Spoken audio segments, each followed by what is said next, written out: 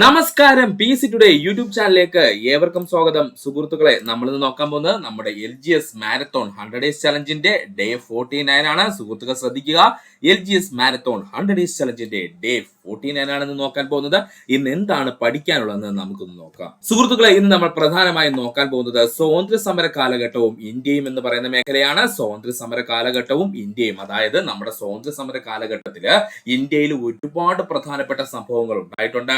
അവ സ്ഥിരം PSC previous ആയി എടുത്തു ചോദിക്കുന്നതുമാണ്. അവ എന്തൊക്കെയാണെന്നാണ് നമ്മൾ പഠിക്കാൻ പോകുന്നത്. അവയുടെ പ്രാധാന്യം അനുസരിച്ചാണ് നമ്മളിവിടെ അറേഞ്ച് ചെയ്യുന്നത്. അതുകൊണ്ട് നമുക്ക് പഠിക്കാം സ്വാതന്ത്ര്യ സമര കാലഘട്ടവും ഇന്ത്യയും പാർട്ട് 1. ആദ്യമായി നമുക്ക് പഠിക്കുവാനുള്ളതാണ് ചമ്പാരൻ സത്യാഗ്രഹം. ഏതാ സുഹൃത്തുക്കളെ നമ്മൾ പഠിക്കാൻ പോകുന്നത്? ചമ്പാരൻ സത്യാഗ്രഹം. മഹാത്മാഗാന്ധിജിയുടെ ഇന്ത്യയിലെ ആദ്യ സത്യാഗ്രഹം എന്നറിയപ്പെടുന്നത് ചമ്പാരൻ സത്യാഗ്രഹം. മഹാത്മാഗാന്ധിയുടെ ഇന്ത്യയിലെ ആദ്യത്തെ സത്യാഗ്രഹം എന്നറിയപ്പെടുന്നത് ചമ്പാരൻ സത്യാഗ്രഹം. PSC ഏറ്റവും കൂടുതൽ പ്രീവിയസ് ആയി ചോദിച്ച ചോദ്യമാണ്, അതുകൊണ്ട് പഠിക്കണം. ഒന്നുകൂടി പറയാം സുഹൃത്തുക്കളെ, ശ്രദ്ധിക്കുക. മഹാത്മാഗാന്ധിജിയുടെ ഇന്ത്യയിലെ ആദ്യ സത്യാഗ്രഹം എന്നറിയപ്പെടുന്നത് ചമ്പാരൻ സത്യാഗ്രഹം. ചമ്പാരൻ സത്യാഗ്രഹം ആരംഭിച്ച വർഷം 1917. ചമ്പാരൻ സത്യാഗ്രഹം ആരംഭിച്ച വർഷം 1917. ചമ്പാരൻ സ്ഥിതി ചെയ്യുന്ന ഇന്ത്യൻ സംസ്ഥാനം ചോദിച്ചാൽ അത് ബീഹാർ ആണ്. എടുത്തു പഠിച്ചോളണേ. ചമ്പാരൻ സ്ഥിതി ചെയ്യുന്ന ഇന്ത്യൻ സംസ്ഥാനം ഏതാണ്? അത് ബീഹാർ ആണ്. ചമ്പാരൻ സത്യാഗ്രഹത്തിന് കാരണം എന്ന് ചോദിച്ചാല് നീലം തോട്ടങ്ങളിൽ ജോലി ചെയ്തിരുന്ന കർഷകരെ പാശ്ചാത്യർ ചൂഷണം ചെയ്തതിനെതിരെയാണ്. ചമ്പാരൻ സത്യാഗ്രഹത്തിന് കാരണം ചോദിച്ചാൽ നീലം തോട്ടങ്ങളിൽ ജോലി ചെയ്തിരുന്ന കർഷകരെ പാശ്ചാത്യർ ചൂഷണം ചെയ്തതിനെതിരെയാണ് ചമ്പാരൻ സത്യാഗ്രഹം നടന്നത്. ഈ പറഞ്ഞിരിക്കുന്ന 4 പോയിന്റും ഒരുപാട് തവണ PSC പ്രീവിയസ് ആയി ചോദിച്ചതാണ്. അതുകൊണ്ട് വ്യക്തമായി സുഹൃത്തുക്കൾ ഇവിടെ വെച്ച് തന്നെ അങ്ങ് പഠിക്കുക. ചമ്പാരൻ സത്യാഗ്രഹത്തെ പറ്റിയാണ് നമ്മൾ പറഞ്ഞത്. മഹാത്മാഗാന്ധിയുടെ ഇന്ത്യയിലെ ആദ്യ സത്യാഗ്രഹം എന്നറിയപ്പെടുന്നത് ചമ്പാരൻ സത്യാഗ്രഹമാണ്. ചമ്പാരൻ സത്യാഗ്രഹം ആരംഭിച്ച വർഷം 1917.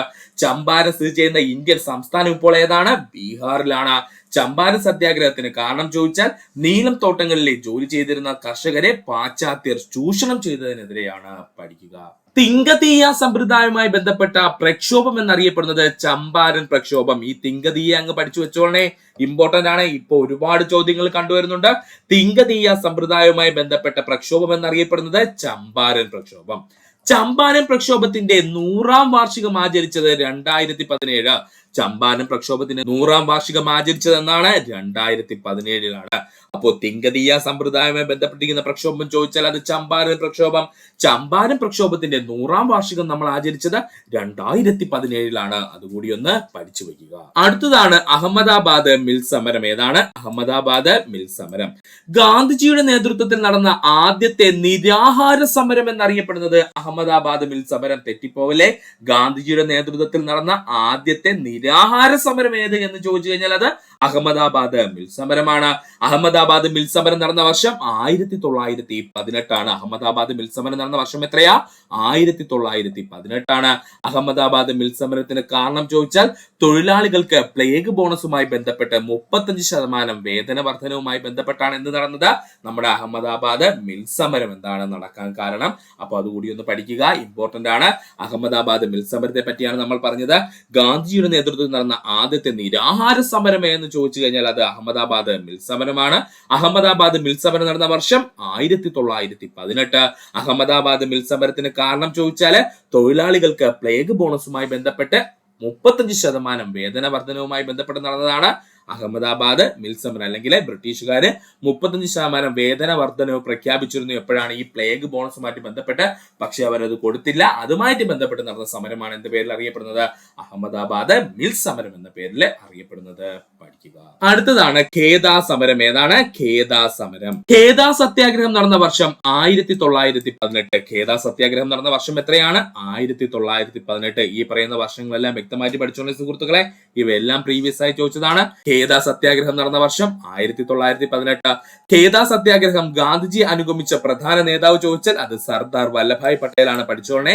ഖേദാ സത്യാഗ്രഹത്തിന്റെ ഭാഗമായിട്ട് ഗാന്ധിജി അനുഗമിച്ച പ്രധാന നേതാവ് ആരാണ്? അത് സർദാർ വല്ലഭായ് പട്ടേലാണ്. ഖേദാ സത്യാഗ്രഹത്തിന് പിന്തുണച്ചുകൊണ്ട് വക്കീൽ ഉദ്യോഗം ഉപേക്ഷിച്ച വ്യക്തിത്വം ആരെന്ന് ചോദിച്ചാൽ അതും സർദാർ വല്ലഭായ് പട്ടേലാണ്. ഇത് മൂന്നും PSC പ്രീവിയസ് ആയി ചോദിച്ചുള്ളതാണ്. പഠിക്കുക. ഖേദാ സത്യാഗ്രഹത്തിന് പിന്തുണച്ചുകൊണ്ട് വക്കീൽ ഉദ്യോഗം ഉപേക്ഷിച്ച വ്യക്തിത്വം ആരെന്ന് ചോദിച്ചാൽ അത് സർദാർ വല്ലഭായ് പട്ടേൽ ആണ്.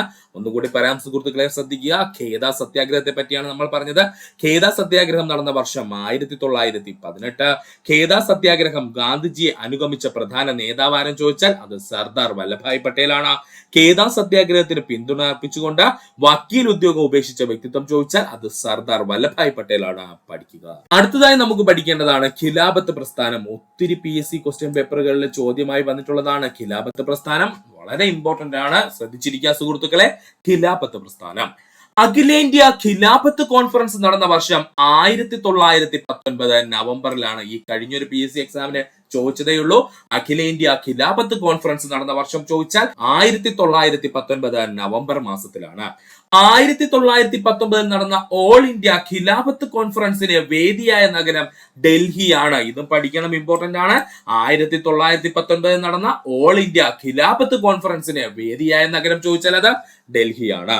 ഖിലാഫത്ത് പ്രസ്ഥാന സ്ഥാപകർ എന്നറിയപ്പെടുന്നത് മുഹമ്മദ് അലി, ഷൗക്കത്ത് അലി, മൗലാന അബ്ദുൽ കലാം ആസാദ്, ഹക്കിം അജ്മൽ ഖാൻ, ഹസ്രത്ത് മൊഹാനി. ഹസ്രത്ത് മൊഹാനി അങ്ങ് പഠിച്ചോളണേ, ഇമ്പോർട്ടന്റ് ആണ്. ഒന്നുകൂടി പറയാം. ഖിലാഫത്ത് പ്രസ്ഥാന സ്ഥാപകർ എന്നറിയപ്പെടുന്നത് ആരൊക്കെയാണ്? മുഹമ്മദ് അലി, ഷൗക്കത്ത് അലി, മൗലാന അബ്ദുൽ കലാം ആസാദ്, ഹക്കിം അജ്മൽ ഖാൻ, അതുപോലെ ഹസ്രത്ത് മൊഹാനി. ഈ ഇത്രയും വ്യക്തിത്വങ്ങൾ ചേർന്നാണ് ഖിലാഫത്ത് പ്രസ്ഥാനം എവിടെ ആരംഭിക്കുന്നത്? നമ്മുടെ ഇന്ത്യയിൽ ആരംഭിക്കുന്നത്. അപ്പൊ ഒന്നുകൂടി പറയാം സുഹൃത്തുക്കളെ, ശ്രദ്ധിക്കുക. അഖിലേന്ത്യാ ഖിലാഫത്ത് കോൺഫറൻസ് നടന്ന വർഷം എന്നാ? 1919 നവംബർ മാസത്തിലാണ്. 1919 നടന്ന ഓൾ ഇന്ത്യ ഖിലാഫത്ത് കോൺഫറൻസിന് വേദിയായ ഇന്ത്യൻ നഗരം ചോദിച്ചാൽ അത് ഡൽഹിയാണ്. ഖിലാഫത്ത് പ്രസ്ഥാന സ്ഥാപകർ എന്നറിയപ്പെടുന്നത് ആരൊക്കെയാ? മുഹമ്മദ് അലിയും ഷൗക്കത്ത് അലിയും, മൗലാന അബ്ദുൽ കലാം ആസാദും, ഹക്കിം അജ്മൽ ഖാനും. അതുപോലെ അതിനോടൊപ്പം ആരെ കൂടി പഠിക്കണം? ഹസ്രത്ത് മൊഹാനിയെ കൂടി പഠിച്ചു കഴിഞ്ഞാൽ ആ പ്രധാനപ്പെട്ട വ്യക്തിത്വങ്ങൾ എല്ലാം ആയിട്ടുണ്ട്. പഠിക്കുക. ഓൾ ഇന്ത്യ ഖിലാഫത്ത് കമ്മിറ്റിയുടെ ആദ്യ പ്രസിഡന്റ് മഹാത്മാഗാന്ധി. വളരെ ഇമ്പോർട്ടന്റ് ആയിട്ട് ഒരു പോയിന്റ് ആണ് സുഹൃത്തുക്കളെ പറഞ്ഞത്. ഒത്തിരി തവണ PSC പ്രീവിയസ് ആയി ചോദിച്ചതാണ്. നമുക്ക് തെറ്റാൻ സാധ്യതയുള്ള പോയിന്റ് ആണ് പറഞ്ഞത്. ഓൾ ഇന്ത്യ ഖിലാഫത്ത് കമ്മിറ്റിയുടെ ആദ്യത്തെ പ്രസിഡന്റ് ആയ വ്യക്തി ആരാണ്? മഹാത്മാഗാന്ധിയാണ്. ഖിലാഫത്ത് പ്രസ്ഥാനത്തിന്റെ ചുവട് പിടിച്ചുകൊണ്ട് കേരളത്തിൽ നടന്ന കലാപമാണ് മലബാർ കലാപം. മറക്കരുത്, ഇമ്പോർട്ടന്റ് ആണ്. ഖിലാഫത്ത് പ്രസ്ഥാനത്തിന്റെ ചുവട് പിടിച്ചുകൊണ്ട് കേരളത്തിൽ നടന്ന കലാപം എന്ന് ചോദിച്ചാൽ അത് മലബാർ കലാപമാണ്. വർഷം 1921. ഖിലാഫത്ത് പ്രസ്ഥാനവുമായി ബന്ധപ്പെട്ട് ഗാന്ധിജി കേരളം സന്ദർശിച്ച വർഷം 1920. ഖിലാഫത്ത് പ്രസ്ഥാനവുമായി ബന്ധപ്പെട്ട് ഗാന്ധിജി കേരളം സന്ദർശിച്ച വർഷം എത്രയാണ്? 1920 ആണ്. ഒന്നുകൂടി പറയാം സുഹൃത്തുക്കളെ. ഓൾ ഇന്ത്യ ഖിലാഫത്ത് കമ്മിറ്റിയുടെ ആദ്യത്തെ പ്രസിഡന്റ് മഹാത്മാഗാന്ധി. ഖിലാഫത്ത് പ്രസ്ഥാനത്തിന്റെ ചുവട് പിടിച്ചുകൊണ്ട് കേരളത്തിൽ നടന്ന കലാപം മലബാർ കലാപം. മലബാർ കലാപം നടന്ന വർഷം എത്രയാ? 1921 ഖിലാഫത്ത് പ്രസ്ഥാനവുമായി ബന്ധപ്പെട്ട് ഗാന്ധിജി കേരളം സന്ദർശിച്ച വർഷം ചോദിച്ചാല് 1920 ആണ്. അതുപോലെ തന്നെ PSCയുടെ ഇപ്പോഴത്തെ ചോദ്യപേപ്പറിൽ കണ്ടുവരുന്നതാണ് മൊണ്ടേഗോ ചെംസ്ഫോർഡ് ഭരണപരിഷ്കരണം. കുറച്ചു നാൾ ഇത് ചോദിച്ചിട്ടില്ലായിരുന്നു, പിന്നെ ഇപ്പോൾ വീണ്ടും അത് PSC ചോദിച്ചു തുടങ്ങിയിട്ടുണ്ട്. അതുകൊണ്ട് നമുക്ക് പഠിക്കേണ്ടതുണ്ട്. മൊണ്ടേഗോ ചെംസ്ഫോർഡ് ഭരണപരിഷ്കരണം. മൊണ്ടേഗോ ചെംസ്ഫോർഡ് ഭരണപരിഷ്കരണം നിലവിൽ വന്ന വർഷം 1919. മൊണ്ടേഗോ ചെംസ്ഫോർഡ് ഭരണപരിഷ്കരണം നിലവിൽ വന്ന വർഷം ചോദിച്ചാൽ 1919 ആണ്. ഇന്ത്യയിൽ ആദ്യമായി ഒരു പബ്ലിക് സർവീസ് കമ്മീഷനെ നിയമിക്കാൻ കാരണമായ നിയമം എന്ന് ചോദിച്ചാൽ അത് 1919 ഗവൺമെന്റ് ഓഫ് ഇന്ത്യ ആക്ട് അല്ലെങ്കിൽ ഇന്ത്യ നിയമമാണ്. പഠിച്ചോളനെ. ഇന്ത്യയിൽ ആദ്യമായിട്ട് ഒരു പബ്ലിക് സർവീസ് കമ്മീഷനെ നിയമിക്കാൻ കാരണമായ നിയമം എന്ന് ചോദിച്ചാൽ അത് 1919 ഗവൺമെന്റ് ഓഫ് ഇന്ത്യ നിയമമാണ്. ഇന്ത്യ ചരിത്രത്തിലെ ആദ്യത്തെ തിരഞ്ഞെടുപ്പ് നടന്ന വർഷം 1920. ഇമ്പോർട്ടന്റ് ആണ്. ഇന്ത്യ ചരിത്രത്തിൽ തന്നെ ആദ്യമായിട്ട് ഒരു തിരഞ്ഞെടുപ്പ് നടന്ന വർഷം ചോദിച്ചാൽ അത് 1920 ആണ്. നേരത്തെ 1920 മറ്റൊരു പ്രത്യേകത നമ്മൾ പറഞ്ഞിരുന്നു. എന്തായിരുന്നു? ഖിലാഫത്ത് പ്രസ്ഥാനവുമായി ബന്ധപ്പെട്ട് ഗാന്ധിജി കേരളം സന്ദർശിച്ച വർഷം ചോദിച്ചു കഴിഞ്ഞാൽ അത് 1920. ഇപ്പൊ നമ്മൾ മറ്റൊരു പ്രധാനപ്പെട്ട പോയിന്റ് പഠിക്കുന്നു. ഇന്ത്യ ചരിത്രത്തിൽ ആദ്യമായി തിരഞ്ഞെടുപ്പ് നടന്ന വർഷം ചോദിച്ചാൽ അത് 1920. മൊണ്ടേഗു ചെംസ്ഫോർഡ് ഭരണപരിഷ്കരണം കൊണ്ടുവന്ന വൈസ്രോയി ആണ് ചെംസ്ഫോർഡ് പ്രഭു. മൊണ്ടേഗു ചെംസ്ഫോർഡ് ഭരണപരിഷ്കരണം കൊണ്ടുവന്ന വൈസ്രോയി ആരാണ്? അത് ചെംസ്ഫോർഡ് പ്രഭുവാണ്. മൊണ്ടേഗു ചെംസ്ഫോർഡ് ഭരണപരിഷ്കരണം പ്രധാനമായും ഉൾക്കൊള്ളിച്ച സ്ത്രീകൾക്ക് വോട്ടവകാശം നൽകി, പ്രവിശ്യകളിൽ ദ്വിഭരണ സമ്പ്രദായം നടപ്പിലാക്കി. ഇത് രണ്ടും പഠിച്ചോളനെ. PSC ചോദിക്കും, ഉറപ്പാണ്. മൊണ്ടേഗു ചെംസ്ഫോർഡ് ഭരണപരിഷ്കരണത്തിന് പ്രധാനമായും ഉൾക്കൊള്ളിച്ച എന്തൊക്കെയായിരുന്നു? ഒന്നാമത്തെ പോയിന്റ് എന്താ? സ്ത്രീകൾക്ക് വോട്ടവകാശം നൽകി. രണ്ടാമത്തെ പോയിന്റ് എന്താണ്? പ്രവിശ്യകളിലെ ദ്വിഭരണ സമ്പ്രദായം നടപ്പിലാക്കി. പ്രവിശ്യകൾ അല്ലെങ്കിൽ പ്രൊവിൻസിൽ, അതായത് നമ്മുടെ ബ്രിട്ടീഷിന്റെ കൺട്രോളിലുള്ള പ്രൊവിൻസുകളിലെല്ലാം എല്ലാം എന്ത് ചെയ്തു? ദ്വിഭരണ സമ്പ്രദായം നടപ്പിലാക്കുകയും ചെയ്തു. ഏത് പ്രകാരം? മൊണ്ടേഗു ചെംസ്ഫോർഡ് ഭരണപരിഷ്കരണം വഴി. പഠിക്കുക. ഒന്നുകൂടി പറയാം സുഹൃത്തുക്കളെ, ശ്രദ്ധിക്കുക. മൊണ്ടേഗു ചെംസ്ഫോർഡ് ഭരണപരിഷ്കരണത്തെ പറ്റിയാണ് നമ്മൾ പറഞ്ഞുകൊണ്ടിരുന്നത്. മൊണ്ടേഗു ചെംസ്ഫോർഡ് ഭരണപരിഷ്കരണം നിലവിൽ വന്ന വർഷം 1919. ഇന്ത്യയിൽ ആദ്യമായി ഒരു പബ്ലിക് സർവീസ് കമ്മീഷനെ നിയമിക്കാൻ കാരണമായ നിയമം എന്ന് ചോദിച്ചാൽ 1919 ഗവൺമെന്റ് ഓഫ് ഇന്ത്യ നിയമമാണ്. ഇന്ത്യ ചരിത്രത്തിൽ ആദ്യമായി തിരഞ്ഞെടുപ്പ് നടന്ന വർഷം 1920. അതിനോടൊപ്പം നമ്മൾ പറഞ്ഞിരുന്നു ഖിലാഫത്ത് പ്രസ്ഥാനത്തിന്റെ ഭാഗമായി ഗാന്ധിജി കേരളം സന്ദർശിച്ച വർഷവും ഏതാണ്? 1920 ആണ്. മൊണ്ടേഗു ചെംസ്ഫോർഡ് ഭരണപരിഷ്കരണം കൊണ്ടുവന്ന വൈസ്രോയി ചെംസ്ഫോർഡ് പ്രഭുവാണ്. മൊണ്ടേഗു ചെംസ്ഫോർഡ് ഭരണപരിഷ്കരണം പ്രധാനമായും ഉൾക്കൊള്ളിച്ചത് സ്ത്രീകളുടെ വോട്ടവകാശത്തിലും അതിനോടൊപ്പം തന്നെ പ്രവിശ്യകളിലെ ദ്വിഭരണം സമ്പ്രദായം നടപ്പിലാക്കുന്നതിന് വേണ്ടിയിട്ടായിരുന്നു. പഠിക്കുക. അടുത്തതായി നമുക്ക് പഠിക്കേണ്ടതാണ് റൗലറ്റ് ആക്ട്. ഇപ്പോൾ PSC ചോദിച്ചുകൊണ്ടിരിക്കുന്നതാണ് ഈ മേഖലയൊക്കെ, അതുകൊണ്ട് ഒന്നുകൂടി നമുക്കിത് പഠിച്ച് മനസ്സിൽ ഉറപ്പിച്ചു വെക്കണം. Rowlatt act anarchical and revolutionary crime act എന്ന പേരിൽ അറിയപ്പെടുന്നത് റൗലറ്റ് ആക്ട് ആണ്. പഠിച്ചോളനെ. Anarchical and revolutionary crime act എന്ന പേരിൽ അറിയപ്പെടുന്നത് റൗലറ്റ് ആക്ട് ആണ്. റൗലറ്റ് ആക്ട് നിലവിൽ വന്ന വർഷം 1919 മാർച്ച് 10 ആണ്. പഠിച്ചോളനെ. റൗലറ്റ് ആക്ട് നിലവിൽ വന്ന വർഷം എത്രയാണ്? 1919 മാർച്ച് മാസം 10-ാം തീയതിയാണ്. വിചാരണ കൂടാതെ ഏതൊരു ഇന്ത്യക്കാരനെയും തടവിലാക്കുവാനുള്ള അധികാരം ബ്രിട്ടീഷ് ഗവൺമെന്റിന് നൽകിയ നിയമം എന്ന് ചോദിച്ചാൽ അത് റൗലറ്റ് ആക്ട് ആണ്. ഇങ്ങനെ തന്നെ PSC ചോദിച്ചിട്ടുണ്ട്. പഠിച്ചോളുക. വിചാരണ കൂടാതെ ഏതൊരു ഇന്ത്യക്കാരനെയും തടവിലാക്കാനുള്ള അധികാരം ബ്രിട്ടീഷ് ഗവൺമെന്റ് നൽകിയ നിയമം എന്നറിയപ്പെടുന്നത് റൗലറ്റ് ആക്ട് ആണ്. റൗലറ്റ് ആക്ടിനെ കരിനിയമം എന്ന് വിശേഷിപ്പിച്ച വ്യക്തിത്വം മഹാത്മാഗാന്ധി. പഠിച്ചോളനെ. റൗലറ്റ് ആക്ടിനെ കരിനിയമം എന്ന് വിശേഷിപ്പിച്ച വ്യക്തിത്വം ആരാണ്? മഹാത്മാഗാന്ധിയാണ്. പഠിക്കുക. ഒന്നുകൂടി പറയാം സുഹൃത്തുക്കളെ. അനാർക്കിയൽ ആൻഡ് റവല്യൂഷണറി ക്രൈം ആക്ട് എന്ന പേരിൽ അറിയപ്പെടുന്നത് റൗലറ്റ് ആക്ട്. റൗലറ്റ് ആക്ട് നിലവിൽ വന്ന വർഷം 1919 മാർച്ച് മാസം 10-ാം തീയതി. വിചാരണ കൂടാതെ ഏതൊരു ഇന്ത്യക്കാരനെയും തടവിലാക്കുവാനുള്ള അധികാരം ബ്രിട്ടീഷ് ഗവൺമെന്റിന് നൽകിയ നിയമം റൗലറ്റ് ആക്ട് ആണ്. റൗലറ്റ് ആക്ടിനെ കരിനിയമം എന്ന് വിശേഷിപ്പിച്ച വ്യക്തിത്വം ആരെന്ന് ചോദിച്ചാൽ അത് മഹാത്മാഗാന്ധിയാണ്. പഠിക്കുക. ജാലിയൻ വാലാബാഗ് കൂട്ടക്കൊലയ്ക്ക് കാരണമായ കരിനിയമം എന്നറിയപ്പെടുന്നത് റൗലറ്റ് ആക്ട് ആണ്. ഇങ്ങനെ തന്നെ PSC ഒരുപാട് തവണ ചോദിച്ചിട്ടുണ്ട്. പഠിച്ചോളുക. ജാലിയൻ വാലാബാഗ് കൂട്ടക്കൊലയ്ക്ക് കാരണമായ കരിനിയമം എന്നറിയപ്പെടുന്നത് റൗലറ്റ് ആക്ട് ആണ്. റൗലറ്റ് ആക്ട് പിന്തുണച്ച ഇന്ത്യക്കാരൻ ചേറ്റൂർ ശങ്കരൻ നായർ. വളരെ ഇമ്പോർട്ടന്റ് പോയിന്റ് ആണ്. ഡിഗ്രി ലെവൽ ചില ക്വസ്റ്റ്യൻ പേപ്പറുകൾ കണ്ടിരുന്നു. റൗലറ്റ് ആക്ടിന് പിന്തുണ പ്രഖ്യാപിച്ച ഇന്ത്യക്കാരനാരെന്ന് ചോദിച്ചു കഴിഞ്ഞാൽ അത് ചേറ്റൂർ ശങ്കരൻ നായരാണ്. ഗാന്ധിജിയുടെ ദേശീയ രാഷ്ട്രീയത്തിലേക്കുള്ള കാൽവയ്പ് എന്നറിയപ്പെടുന്നത് റൗലറ്റ് ആക്ട് നിയമത്തിനെതിരെയുള്ള പ്രതിഷേധ സമരം. ഗാന്ധിജിയുടെ ദേശീയ രാഷ്ട്രീയത്തിലേക്കുള്ള കാൽവയ്പ് എന്നറിയപ്പെടുന്നത് റൗലറ്റ് ആക്ട് നിയമത്തിനെതിരെയുള്ള പ്രതിഷേധ സമരമാണ്. റൗലറ്റ് ആക്ടിനെതിരെ റൗലറ്റ് സത്യാഗ്രഹം നടന്ന വർഷം 1919 ഏപ്രിൽ 6 ആണ്. വളരെ ഇമ്പോർട്ടന്റ് ആണ്. പഠിക്കുക. റൗലറ്റ് ആക്ടിനെതിരെ റൗലറ്റ് സത്യാഗ്രഹം നടന്ന വർഷം ചോദിച്ചാൽ അത് 1919 ഏപ്രിൽ മാസം 6-ാം തീയതിയാണ്. റൗലറ്റ് കമ്മിറ്റിയെ നിയമിച്ച വർഷം ചോദിച്ചു കഴിഞ്ഞാൽ അത് 1917 പഠിച്ചോളനെ. റൗലറ്റ് കമ്മിറ്റിയെ നിയമിച്ച വർഷം ചോദിച്ചാൽ അത് 1917 റൗലറ്റ് കമ്മിറ്റിയുടെ തലവൻ എന്നറിയപ്പെടുന്നത് ജസ്റ്റിസ് സിഡ്നി റൗലറ്റ് ആണ്. ഈ പേര് മറക്കരുതേ. റൗലറ്റ് കമ്മിറ്റിയുടെ തലവൻ എന്നറിയപ്പെടുന്നത് ആരാണ്? ജസ്റ്റിസ് സിഡ്നി റൗലറ്റ് ആണ്. ഒന്നുകൂടി പറയാം സുഹൃത്തുക്കളെ, ശ്രദ്ധിക്കുക. ജാലിയൻ വാലാബാഗ് കൂട്ടക്കൊലയ്ക്ക് കാരണമായ കരിനിയമം എന്നറിയപ്പെടുന്നത് റൗലറ്റ് ആക്ട്. റൗലറ്റ് ആക്ട് പിന്തുണച്ച ഇന്ത്യക്കാരനാരെന്ന് ചോദിച്ചാൽ അത് ചേറ്റൂർ ശങ്കരൻ നായരാണ്. ഗാന്ധിജിയുടെ ദേശീയ രാഷ്ട്രീയത്തിലേക്കുള്ള കാൽവയ്പ് എന്നറിയപ്പെടുന്നത് റൗലറ്റ് ആക്ട് നിയമത്തിനെതിരെയുള്ള പ്രതിഷേധ സമരം. റൗലറ്റ് ആക്ടിനെതിരെ റൗലറ്റ് സത്യാഗ്രഹം നടന്ന വർഷം 1919 ഏപ്രിൽ 6 റൗലറ്റ് കമ്മിറ്റിയെ നിയമിച്ച വർഷം ചോദിച്ചു കഴിഞ്ഞാൽ അത് 1917 റൗലറ്റ് കമ്മിറ്റിയുടെ തലവൻ എന്നറിയപ്പെടുന്നത് ആരാ? ജസ്റ്റിസ് സിഡ്നി റൗലറ്റ് ആണ്. പഠിക്കുക. അടുത്തതായി നമുക്ക് പഠിക്കുവാനുള്ളതാണ് ജാലിയൻ വാലാബാഗ് കൂട്ടക്കൊല. ഇപ്പോഴും പണ്ടും PSC ഒരുപോലെ ചോദിച്ചുകൊണ്ടിരിക്കുന്ന ചില ടോപ്പിക്കുകളിൽ ഒന്നാണ് ജാലിയൻ വാലാബാഗ് കൂട്ടക്കൊല. അപ്പോൾ എക്സാം ഉള്ള സുഹൃത്തുക്കൾ പഠിച്ചിട്ട് വേണം പോവാനായിട്ട്. അപ്പൊ നമുക്ക് നോക്കാം ജാലിയൻ വാലാബാഗ് കൂട്ടക്കൊല. ജാലിയൻ വാലാബാഗ് ദുരന്തം നടന്ന വർഷം 1919 ഏപ്രിൽ മാസം 13-ാം തീയതി. ഈ ഡേറ്റ് ഇതുപോലെ അങ്ങ് പഠിച്ചോളണേ. ജാലിയൻ വാലാബാഗ് ദുരന്തം നടന്ന വർഷം ചോദിച്ചു കഴിഞ്ഞാൽ 1919 ഏപ്രിൽ മാസം 13-ാം തീയതി. ജാലിയൻ വാലാബാഗ് കൂട്ടക്കൊലയ്ക്ക് കാരണമായ നിയമമാണ് റൗലറ്റ് ആക്ട്. നമ്മൾ നേരത്തെ പറഞ്ഞിരുന്നു ജാലിയൻ വാലാബാഗ് കൂട്ടക്കൊലയ്ക്ക് കാരണമായിട്ടുള്ള കരിനിയമം ഏതായിരുന്നു? അത് റൗലറ്റ് ആക്ട് ആയിരുന്നു. ജാലിയൻ വാലാബാഗ് ദുരന്തം നടന്നത് അമൃത്സർ, ഇപ്പോഴത്തെ നമ്മുടെ പഞ്ചാബ് സംസ്ഥാനത്തിന്റെ ഭാഗമാണ് കേട്ടോ. ജാലിയൻ വാലാബാഗ് ദുരന്തം നടന്നത് എവിടെയെന്ന് ചോദിച്ചാൽ അമൃത്സർ ആണ്. അമൃത്സർ ഇപ്പോൾ എവിടെയാണ്? നമ്മുടെ പഞ്ചാബ് സംസ്ഥാനത്തിന്റെ ഭാഗമാണ്. റൗലറ്റ് ആക്ട് നിയമവിരുദ്ധ സമരങ്ങൾക്ക് പഞ്ചാബിൽ നേതൃത്വം നൽകിയത് സൈഫുദ്ദീൻ കിച്ചിലുവും അതുപോലെ ഡോക്ടർ സത്യപാലുമാണ്. ഈ രണ്ട് പേരും അങ്ങ് പഠിച്ചോളനെ. PSC ഇപ്പോ ഒരുപാട് ക്വസ്റ്റ്യൻ പേപ്പറിൽ പ്രീവിയസ് ആയി ചോദിച്ച ചോദ്യമാണ് ഈ പറഞ്ഞത്. റൗലറ്റ് ആക്ട് നിയമവിരുദ്ധ സമരങ്ങൾക്ക് പഞ്ചാബിൽ നേതൃത്വം നൽകിയ വ്യക്തിത്വമായിരുന്നു ചോദിച്ചാൽ അത് സൈഫുദ്ദീൻ കിച്ചിലുവും അതുപോലെ തന്നെ ഡോക്ടർ സത്യപാലുമാണ്. ഒന്നുകൂടി പറയാം സുഹൃത്തുക്കളെ, ശ്രദ്ധിക്കുക. ജാലിയൻ വാലാബാഗ് കൂട്ടക്കൊലയെ കുറിച്ചാണ് നമ്മൾ പറഞ്ഞുകൊണ്ടിരുന്നത്. ജാലിയൻ വാലാബാഗ് ദുരന്തം നടന്ന വർഷം 1919 ഏപ്രിൽ 13. ജാലിയൻ വാലാബാഗ് കൂട്ടക്കൊലയ്ക്ക് കാരണമായ നിയമം എന്നറിയപ്പെടുന്നത് റൗലറ്റ് ആക്ട് ആണ്.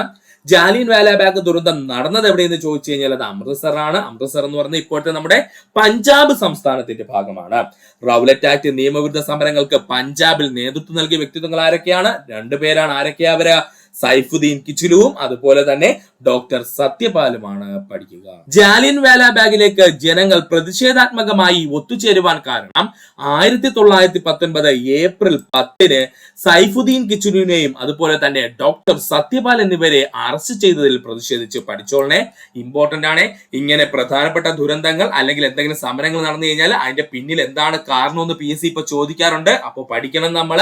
ജാലിയൻ വാലാബാഗിലേക്ക് ജനങ്ങൾ പ്രതിഷേധാത്മകമായി ഒത്തുചേരുവാനുള്ള കാരണം എന്തെന്ന് ചോദിച്ചാൽ 1919 ഏപ്രിൽ 10 സൈഫുദ്ദീൻ കിച്ചിലുവിനെയും അതുപോലെ ഡോക്ടർ സത്യപാൽ എന്നിവരെ അറസ്റ്റ് ചെയ്തതിൽ പ്രതിഷേധിച്ച്. ജാലിയൻ വാലാബാഗിൽ സമരക്കാർക്കെതിരെ വെടിവെക്കാൻ അനുമതി നൽകിയ പഞ്ചാബ് ഗവർണറാണ് മൈക്കിൾ ഒ ഡയർ. ഇത് ഒരുപാട് തവണ PSC പ്രീവിയസ് ആയി ചോദിച്ചതാണ്. ജാലിയൻ വാലാബാഗ് സമരക്കാർക്കെതിരെ വെടിവെക്കാൻ അനുമതി നൽകിയ പഞ്ചാബ് ഗവർണർ ആരെന്ന് ചോദിച്ചു കഴിഞ്ഞാൽ അത് മൈക്കിൾ ഒ ഡയർ ആണ്. ജാലിയൻ വാലാബാഗ് കൂട്ടക്കൊലയ്ക്ക് നേതൃത്വം നൽകിയ ബ്രിട്ടീഷ് സൈന്യാധിപനാരെന്ന് ചോദിച്ചാൽ അത് ജനറൽ റെജിനാൾഡ് ഡയർ ആണ്. ഈ രണ്ട് പേരും തമ്മിൽ തിരിഞ്ഞു പോരുത്, രണ്ടും ഡയറുകളാണ്, ശ്രദ്ധിക്കണം. ജാലിയൻ വാലാബാഗ് കൂട്ടക്കൊലയ്ക്ക് നേതൃത്വം നൽകിയ ബ്രിട്ടീഷ് സൈന്യാധിപൻ ആരെന്ന് ചോദിച്ചാൽ അത് ജനറൽ റെജിനാൾഡ് ഡയർ ആണ്. എന്നാൽ ജാലിയൻ വാലാബാഗ് സമരക്കാർക്കെതിരെ വെടിവെക്കാൻ അനുമതി നൽകിയ പഞ്ചാബ് ഗവർണർ ആരെന്ന് ചോദിച്ചാൽ അത് മൈക്കിൾ ഒ ഡയർ ആണ്. പഠിക്കുക. ഒന്നുകൂടി പറയാം സുഹൃത്തുക്കളെ.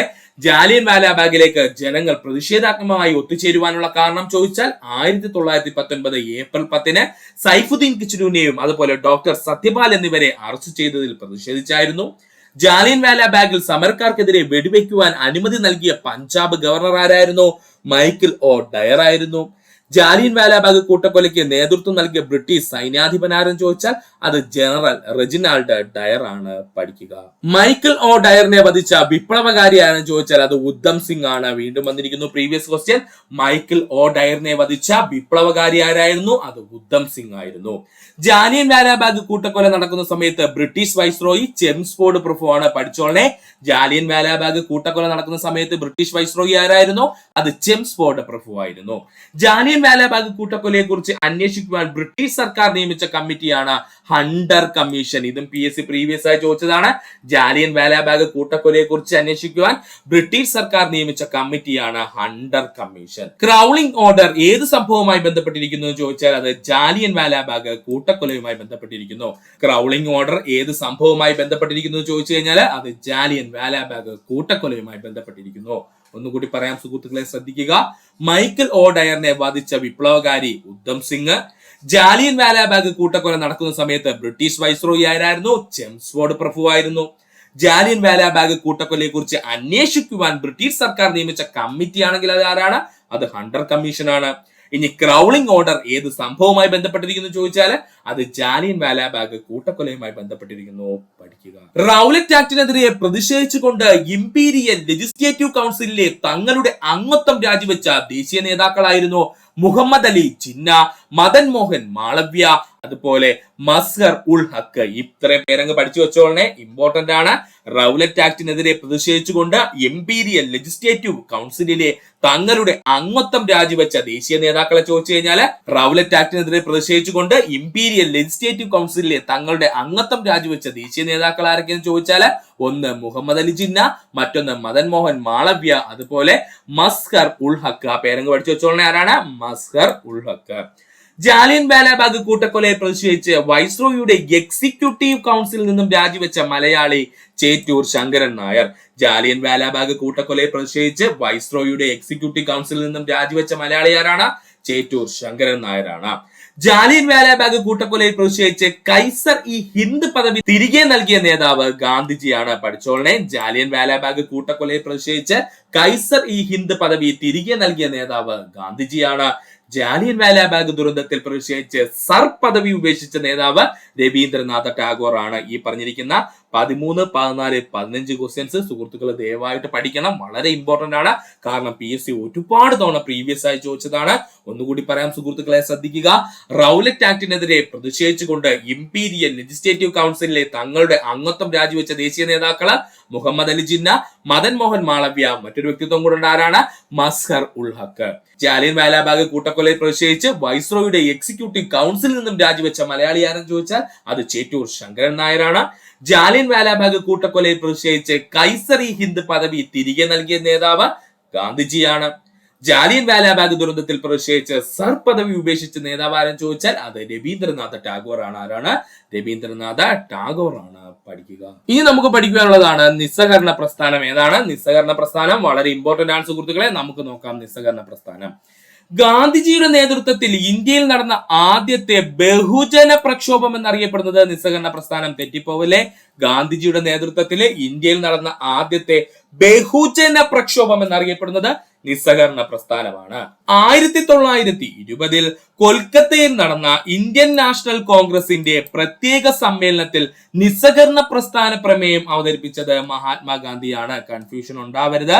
1920 കൊൽക്കത്തയിൽ നടന്ന ഇന്ത്യൻ നാഷണൽ കോൺഗ്രസിന്റെ പ്രത്യേക സമ്മേളനത്തില് നിസ്സഹകരണ പ്രസ്ഥാന പ്രമേയം അവതരിപ്പിച്ചത് ആരാണ്? മഹാത്മാഗാന്ധിയാണ്. 1920 കൊൽക്കത്ത INC സമ്മേളനത്തിന് അധ്യക്ഷത വഹിച്ചത് ലാലാ ലജ്പത് റായ്. അതും പഠിച്ചോളുക, ഇമ്പോർട്ടന്റ് ആണ്.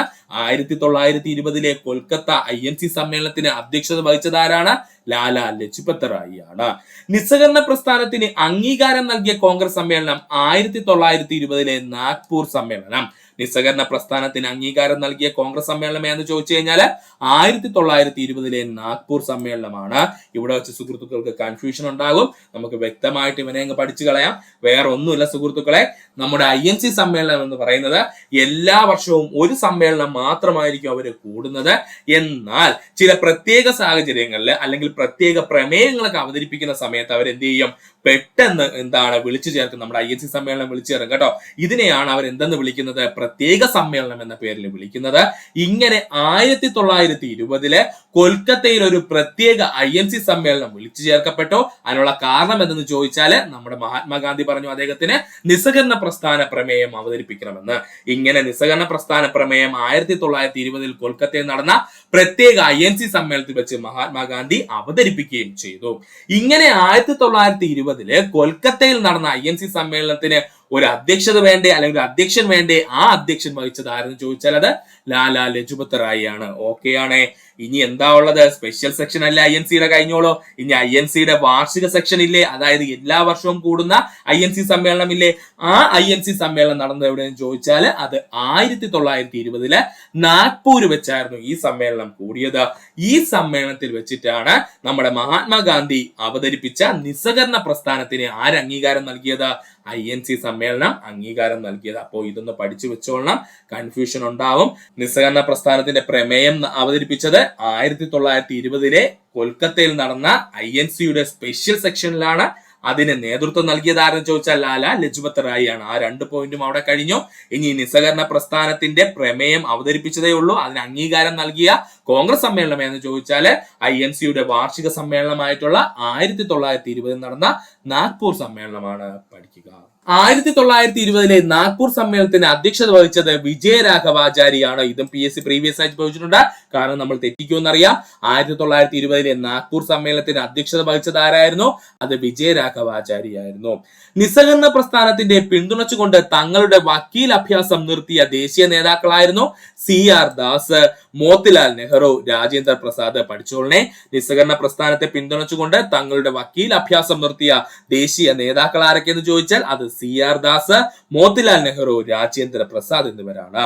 നിസ്സഹകരണ പ്രസ്ഥാനത്തിന്റെ ഭാഗമായി അറസ്റ്റ് വരിച്ച വനിതകളാണ് ബാസന്തി ദേവിയും അതുപോലെ ഊർമിള ദേവിയും. ബസന്തി ദേവിയും അതുപോലെ തന്നെ ഊർമിള ദേവിയും ഇമ്പോർട്ടന്റ് ആണ്.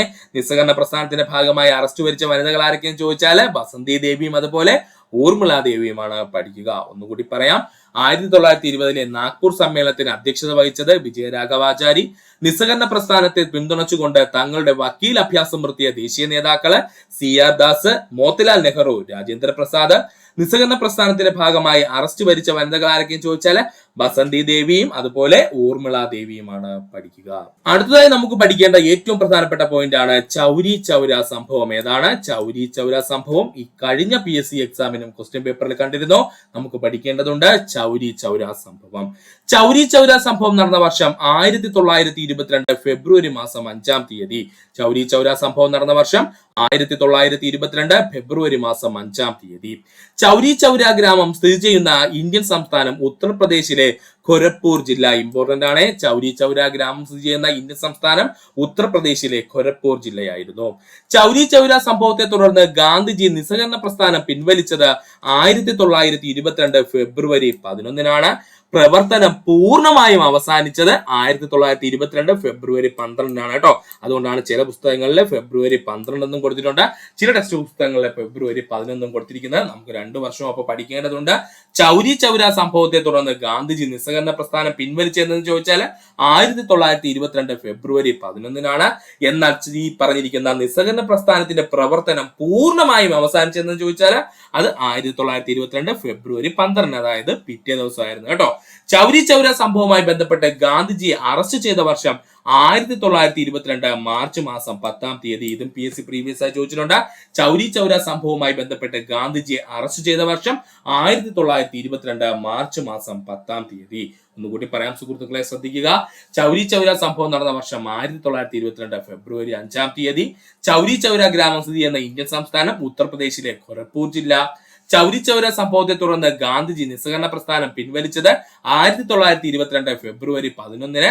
പ്രവർത്തനം പൂർണ്ണമായും അവസാനിച്ചതെന്ന് ചോദിച്ചാൽ അത് 1922 ഫെബ്രുവരി 12-ാം തീയതിയുമാണ്. പഠിക്കുക. ചൗരി ചൗര സംഭവവുമായി ബന്ധപ്പെട്ട് ഗാന്ധിജി അറസ്റ്റ് ചെയ്യപ്പെട്ട വർഷം 1922 മാർച്ച് മാസം 10-ാം തീയതി. പഠിക്കുക. ഗാന്ധിജി ചൗരി ചൗര സംഭവവുമായി ബന്ധപ്പെട്ട് തടവിലാക്കിയ ജയിൽ എന്ന് ചോദിച്ചാൽ അത് ഏർവാദ ജയിലാണ്. ഒരുപാട് തവണ PSC പ്രീവിയസ് ആയി ചോദിച്ച ക്വസ്റ്റ്യൻ ആണ്. ഗാന്ധിജിയെ ചൗരി ചൗര സംഭവവുമായി ബന്ധപ്പെട്ട് തടവിലാക്കിയ ജയിൽ എന്ന് ചോദിച്ചാൽ അത് ഏർവാദ ജയിലാണ്. സുഭാഷ് ചന്ദ്രബോസ് ദേശീയ ദുരന്തം എന്ന് വിശേഷിപ്പിച്ചത് നിസ്സഹകരണ പ്രസ്ഥാനത്തിനെ പിൻവലിച്ച നടപടിയാണ്. ഇതും PSC പ്രീവിയസ് ആയി ചോദിച്ചതാണ്. സുഭാഷ് ചന്ദ്രബോസ് ദേശീയ ദുരന്തം എന്ന് വിശേഷിപ്പിച്ചത് എന്തിനെയാണ്? നിസ്സഹകരണ പ്രസ്ഥാനത്തിനെ പിൻവലിച്ച നടപടിയാണ്. ചൗരി ചൗര സംഭവത്തെ തുടർന്ന് നിസ്സഹകരണ പ്രസ്ഥാനത്തെ ഹിമാലയൻ ബ്ലണ്ടർ എന്ന് വിശേഷിപ്പിച്ചത് ഗാന്ധിജി. മടിച്ചോളനെ, ഇമ്പോർട്ടന്റ് ആണ്. ചൗരി ചൗര സംഭവത്തെ തുടർന്ന് നിസ്സഹകരണ പ്രസ്ഥാനം എന്ന് പറയുന്നത് ഒരു ഹിമാലയൻ ബ്ലണ്ടർ ആയിരുന്നു എന്ന് വിശേഷിപ്പിച്ചത് ആരെന്ന് ചോദിച്ചാൽ അത് ഗാന്ധിജിയാണ്. ഒന്നുകൂടി പറയാം സുഹൃത്തുക്കളെ, ശ്രദ്ധിക്കുക. ഗാന്ധിജി ചൗരി ചൗര സംഭവവുമായി ബന്ധപ്പെട്ട് തടവിലാക്കിയ ജയില് എന്ന് ചോദിച്ചാൽ അത് ഏർവാദ ജയിലാണ്. ഗാന്ധിജിയുമായി ബന്ധപ്പെട്ട് നമ്മൾ പഠിക്കുമ്പോൾ ഏറ്റവും ഇമ്പോർട്ടന്റ് ആയിട്ട് പഠിക്കേണ്ട ജയിലും ഏതാണ്? ഏർവാദ ജയിലാണ്. സുഭാഷ് ചന്ദ്രബോസ് ദേശീയ ദുരന്തം എന്ന് വിശേഷിപ്പിച്ചത് നിസ്സഹകരണ പ്രസ്ഥാനം പിൻവലിച്ച നടപടിയായിരുന്നു. ചൗരി ചൗര സംഭവത്തെ തുടർന്ന് നിസ്സഹകരണ പ്രസ്ഥാനം എന്ന് പറയുന്നത് ഒരു ഹിമാലയൻ ബ്ലണ്ടർ ആയിരുന്നു എന്ന് വിശേഷിപ്പിച്ചത് ആരെന്ന് ചോദിച്ചാൽ അത് ഗാന്ധിജിയാണ്. പഠിക്കുക. അടുത്തായി നമുക്ക് പഠിക്കുവാനുള്ളതാണ് സ്വരാജ് പാർട്ടി. എന്താ സുഹൃത്തുക്കളെ? സ്വരാജ് പാർട്ടി നിസ്സഹകരണ പ്രസ്ഥാനത്തിന്റെ പെട്ടെന്നുള്ള പിൻവാങ്ങലുമായി ബന്ധപ്പെട്ട് കോൺഗ്രസിനുണ്ടായ അഭിപ്രായ വ്യത്യാസത്തിന്റെ ഫലമായി കോൺഗ്രസിൽ നിന്നും വിട്ടുപോയ നേതാക്കൾ ആരംഭിച്ച സംഘടന സ്വരാജ് പാർട്ടി. ഇങ്ങനെ തന്നെ പഠിച്ചോളനെ. നിസ്സഹകരണ പ്രസ്ഥാനത്തിന്റെ പെട്ടെന്നുള്ള പിൻവാങ്ങലുമായി ബന്ധപ്പെട്ട് കോൺഗ്രസിലുണ്ടായ അഭിപ്രായ വ്യത്യാസത്തിന്റെ ഫലമായി കോൺഗ്രസിൽ നിന്നും വിട്ടുപോയ നേതാക്കൾ ആരംഭിച്ച സംഘടനയാണ് സ്വരാജ് പാർട്ടി. സ്വരാജ് പാർട്ടി നിലവിൽ വരാൻ കാരണമായ കോൺഗ്രസ് സമ്മേളനം 1922 ഗയാ സമ്മേളനം. ഇതും പഠിച്ചോളനെ. സ്വരാജ് പാർട്ടി നിലവിൽ വരാൻ കാരണമായ കോൺഗ്രസ് സമ്മേളനം 1922 ഗയ സമ്മേളനം. സ്വരാജ് പാർട്ടി രൂപീകൃതമായ വർഷം 1923 ജനുവരി 1. ഇമ്പോർട്ടന്റ് ആണ്. സ്വരാജ് പാർട്ടി രൂപീകൃതമായ വർഷം 1923 ജനുവരി മാസം 1-ാം തീയതി. സ്വരാജ് പാർട്ടിയുടെ സ്ഥാപക നേതാക്കൾ എന്നറിയപ്പെടുന്നത് CR ദാസ്, മോത്തിലാൽ നെഹ്റു. ഒരുപാട് തവണ PSC പ്രീവിയസ് ആയി ചോദിച്ച ചോദ്യമാണ്. സ്വരാജ് പാർട്ടിയുടെ സ്ഥാപക നേതാക്കൾ എന്നറിയപ്പെടുന്നത് ആരൊക്കെയാ? CR ദാസും അതുപോലെ മോത്തിലാൽ നെഹ്റുവുമാണ്. ഒന്നുകൂടി പറയാം സുഹൃത്തുക്കളെ, ശ്രദ്ധിക്കുക. സ്വരാജ് പാർട്ടിയെ പറ്റിയാണ് നമ്മൾ പറഞ്ഞത്. നിസ്സഹകരണ പ്രസ്ഥാനത്തിന്റെ പെട്ടെന്നുള്ള പിൻവലിക്കലുമായി അല്ലെങ്കിൽ പിൻവാങ്ങലുമായി ബന്ധപ്പെട്ട് കോൺഗ്രസിലുണ്ടായ അഭിപ്രായ വ്യത്യാസത്തിന്റെ ഫലമായി കോൺഗ്രസിൽ നിന്നും വിട്ടുപോയ നേതാക്കൾ ആരംഭിച്ച സംഘടന എന്നറിയപ്പെടുന്നത് സ്വരാജ് പാർട്ടി. സ്വരാജ് പാർട്ടി നിലവിൽ വരാൻ കാരണമായ കോൺഗ്രസ് സമ്മേളനം 1922 ഗയ സമ്മേളനം. സ്വരാജ് പാർട്ടി രൂപീകൃതമായ വർഷം 1923 ജനുവരി മാസം 1-ാം തീയതി. സ്വരാജ് പാർട്ടിയുടെ സ്ഥാപക നേതാക്കൾ എന്നറിയപ്പെടുന്നത് CR ദാസും മോത്തിലാൽ നെഹ്റുവുമാണ്. പഠിക്കുക. സ്വരാജ് പാർട്ടിയുടെ ആദ്യത്തെ സെക്രട്ടറി മോത്തിലാൽ നെഹ്റു. പഠിച്ചോളനെ. സ്വരാജ് പാർട്ടിയുടെ ആദ്യത്തെ സെക്രട്ടറി ആരാ? മോത്തിലാൽ നെഹ്റു ആണ്. സ്വരാജ് പാർട്ടിയുടെ ആദ്യത്തെ പ്രസിഡന്റ് ആരെന്ന് ചോദിച്ചാൽ അത് CR ദാസ് ആണ്. ഈ 2 പോയിന്റും പഠിച്ചോളുക. സ്വരാജ് പാർട്ടിയുടെ ആദ്യത്തെ സെക്രട്ടറി ആയിരുന്ന വ്യക്തിത്വം ആരെന്ന് ചോദിച്ചാൽ അത് മോത്തിലാൽ നെഹ്റുവും. സ്വരാജ് പാർട്ടിയുടെ ആദ്യത്തെ പ്രസിഡന്റ് ആയിരുന്ന വ്യക്തിത്വം ആരെന്ന് ചോദിച്ചു കഴിഞ്ഞാൽ അത് CR ദാസുമാണ്. സ്വരാജ് പാർട്ടിയുടെ ആദ്യത്തെ സമ്മേളനം നടന്നത് അലഹബാദിൽ വെച്ചായിരുന്നു. സ്വരാജ് പാർട്ടിയുടെ ആദ്യ സമ്മേളനം നടന്നത് എവിടെയാണ്? അലഹബാദിൽ വെച്ചായിരുന്നു. ഇന്ത്യക്ക് ഒരു ഭരണഘടന എന്ന ആശയം മുന്നോട്ട് വെച്ച ആദ്യ രാഷ്ട്രീയ പാർട്ടി സ്വരാജ് പാർട്ടി. ഇതാണ് ഇപ്പോഴും PSC പ്രീവിയസ് ആയി ചോദിച്ചുകൊണ്ടിരിക്കുന്ന പോയിന്റ്. പഠിച്ചോളുക, ഇമ്പോർട്ടന്റ് ആണ്. ഇന്ത്യക്ക് ഒരു ഭരണഘടന എന്ന ആശയം മുന്നോട്ട് വെച്ച ആദ്യ രാഷ്ട്രീയ പാർട്ടി എന്ന് ചോദിച്ചു കഴിഞ്ഞാൽ അത് സ്വരാജ് പാർട്ടിയാണ്. ഒന്നുകൂടി പറയാം സുഹൃത്തുക്കളെ. സ്വരാജ് പാർട്ടിയുടെ ആദ്യത്തെ സെക്രട്ടറി മോത്തിലാൽ നെഹ്റു ആണ്. സ്വരാജ് പാർട്ടിയുടെ ആദ്യത്തെ പ്രസിഡന്റ് CR ദാസ് ആണ്. സ്വരാജ് പാർട്ടിയുടെ ആദ്യ സമ്മേളനം നടന്നത് അലഹബാദിൽ വെച്ചാണ്. ഇന്ത്യക്ക് ഒരു ഭരണഘടന എന്ന ആശയം മുന്നോട്ട് വെച്ച രാഷ്ട്രീയ പാർട്ടി ഏതാണ്? സ്വരാജ് പാർട്ടിയാണ്. പഠിക്കുക. ഇത്രയുമായിരുന്നു നമ്മുടെ LGS 100 Days Challenge ഡേ 49-ൽ നമ്മൾ നോക്കിയത്. സുഹൃത്തുക്കൾ എല്ലാവരും വ്യക്തമായിട്ട് പഠിക്കുക. സ്വാതന്ത്ര്യ സമര കാലഘട്ടവും ഇന്ത്യയും എന്നുള്ളതിന്റെ പാർട്ട് 1 ആണ്. പാർട്ട് 2 ഉടൻ തന്നെ അപ്ലോഡ് ആവുന്നതാണ്. അവിടെ നമുക്ക് മറ്റു പ്രധാനപ്പെട്ട സംഭവങ്ങൾ പഠിക്കാം. അപ്പോൾ ഇത്രയും നേരം ഈ വീഡിയോ കണ്ട സുഹൃത്തുക്കൾ എല്ലാവർക്കും നന്ദി, നമസ്കാരം. നിങ്ങൾക്ക് ഈ വീഡിയോ ഇഷ്ടമായെങ്കിൽ നിങ്ങളുടെ സുഹൃത്തുക്കൾ കൂടി ഒന്ന് ഷെയർ ചെയ്ത് കൊടുക്കുക. അതിനോടൊപ്പം തന്നെ നമ്മുടെ ചാനൽ ഒന്ന് സബ്സ്ക്രൈബ് ചെയ്ത് സഹായിക്കുക. സബ്സ്ക്രൈബ് ബട്ടണോട് ചേർന്നുള്ള ബെൽ ബട്ടൺ അമർത്തി കഴിഞ്ഞാൽ നമ്മൾ അപ്ലോഡ് ചെയ്യുന്ന വീഡിയോകൾ അപ്പോൾ തന്നെ സുഹൃത്തുക്കളെ നിങ്ങളിലെത്തുന്നതാണ്. സുഹൃത്തുക്കൾ എല്ലാവർക്കും നന്ദി, നമസ്കാരം. നല്ലൊരു ദിവസം നേരുന്നു. ഈ ചാനലിന്റെ വളർച്ച എന്ന് പറയുന്ന സുഹൃത്തുക്കളെ നിങ്ങളുടെ സബ്സ്ക്രിപ്ഷനും അതിനോടൊപ്പം തന്നെ നിങ്ങളുടെ സപ്പോർട്ടുമാണ്. ഒത്തിരി സുഹൃത്തുക്കൾ ഇപ്പോഴും സബ്സ്ക്രൈബ് ചെയ്യാതെ കാണുന്നുണ്ട്. ദയവ് ചെയ്ത് സബ്സ്ക്രൈബ് ചെയ്ത് ഈ ചാനൽ ഒന്ന് സപ്പോർട്ട് ചെയ്യുക, സഹായിക്കുക.